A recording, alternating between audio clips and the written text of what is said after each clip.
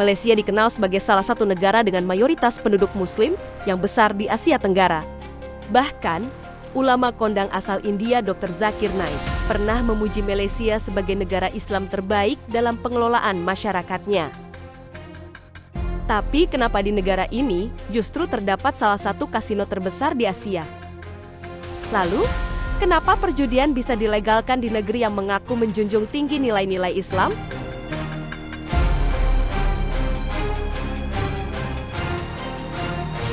Semua bermula di era 1960-an, ketika seorang pengusaha visioner bernama Lim Goh Tong membangun sebuah resor di kawasan pegunungan Titiwangsa. Lokasinya dikenal sekarang sebagai Genting Highlands.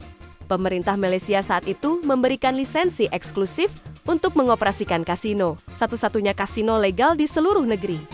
Lisensi ini diberikan sebelum penerapan hukum syariah diperluas dan sebelum kesadaran Islam meluas di tingkat kebijakan negara. Artinya, secara hukum, kasino ini masih sah berdasarkan peraturan lama.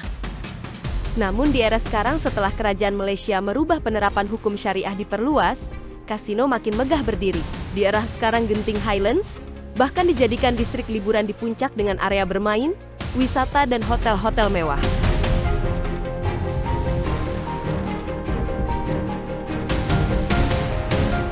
Lalu, kenapa tidak ditutup? Jawabannya sederhana, ekonomi dan sektor pariwisata. Kasino di Genting menyumbang miliaran ringgit bagi pendapatan negara setiap tahunnya. Selain itu, ribuan tenaga kerja juga bergantung pada sektor hiburan ini.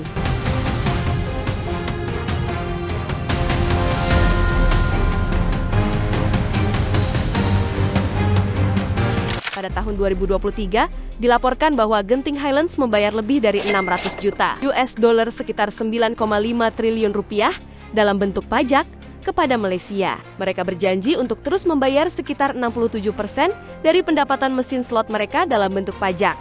Zakir Naik pernah menyebut Malaysia sebagai salah satu negara terbaik bagi umat Islam karena memberikan kebebasan dakwah dan menerapkan banyak aspek hukum Islam.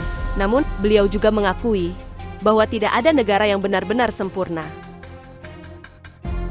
Ulama lain di Malaysia pun sering menyuarakan kritik terhadap dilegalkannya perjudian, alkohol, dan hiburan malam. Namun, pemerintah berdalih bahwa hal-hal tersebut diatur secara ketat dan tidak boleh diakses oleh Muslim. Ini menunjukkan adanya ketegangan antara identitas Islam dan sistem demokrasi pluralistik yang dianut Malaysia. Seringkali di masa-masa pemilu isu kasino di Genting Highland, Malaysia, menjadi sorotan partai-partai Islam di Malaysia, terutama terkait dengan kebijakan dan larangan berjudi bagi umat Islam. Beberapa partai Islam berjanji akan menutup kasino jika mereka memenangkan pemilihan. Namun, tidak semudah itu, Ferguson.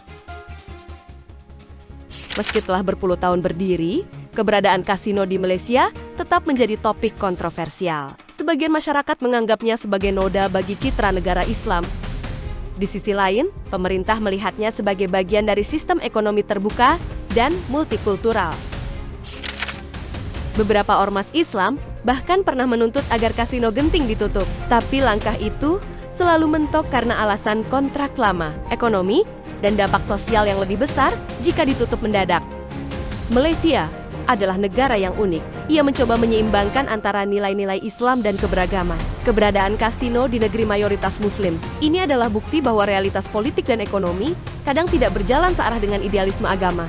Apa pendapat Anda? Tulis opini Anda di kolom komentar dan jangan lupa subscribe untuk konten berita mendalam lainnya.